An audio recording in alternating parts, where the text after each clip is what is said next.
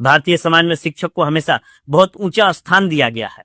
परंपरा कहती है, गुरु गोविंद दो खड़े काके लागू पाए, यानी गुरु को भगवान से भी ऊपर माना गया है।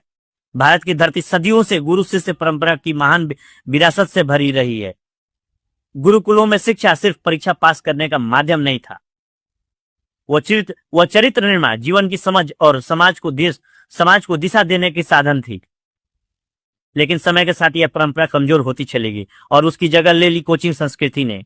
आज शिक्षा एक विशाल इंडस्ट्री बन चुका है। इसी नई कोचिंग संस्कृति के चमकते सितारों में एक नाम बड़े सम्मान और थोड़े व्यंग के साथ लिया जाता है, अवध ओझा साहब। वह इतने भ्रष्टाचारी शिक्षक हैं कि कभी शिक्षक बन जाते हैं, कभी मोटिवेटर, तो कभी समाज सुधारक और कभी नेता बनने की कोशिश कर लेते हैं।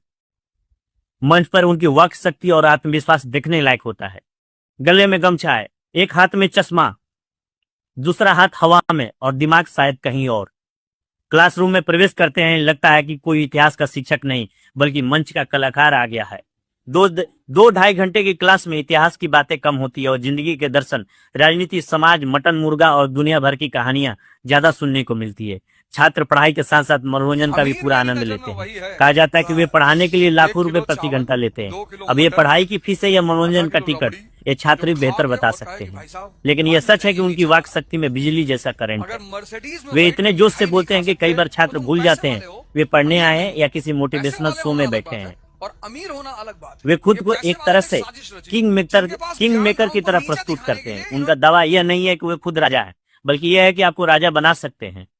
यूपीएससी में चयन हो या ना हो, लेकिन वे यह विश्वास जरूर दिलाते हैं कि आपके अंदर राजा बनने की क्षमता है। वे राजा के क्वालिटीज भी बताते हैं और इस तरह बताते हैं कि सुनने वाला कुछ देर के लिए खुद को सचमुच राजा समझने लगता है।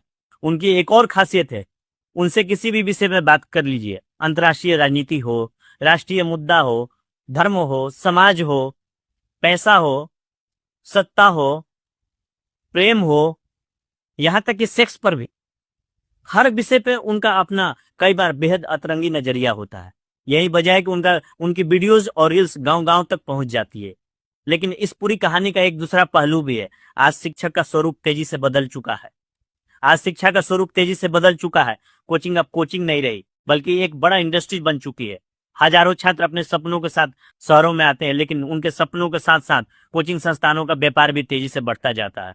व्यंग में कुछ लोग कहते हैं कि यह स्थिति कुछ हद तक उस प्रक्रिया जैसे लगती है जैसे जिसमें आतंकी संगठन युवाओं को ब्रेन वॉश करते हैं। वे धर्म, पैसा और स्वर्ग का लालच देकर युवाओं को अपने साथ जोड़ते हैं। उसी तरह कई बार कोचिंग उद्योग छात्रों को इतना प्रेरित और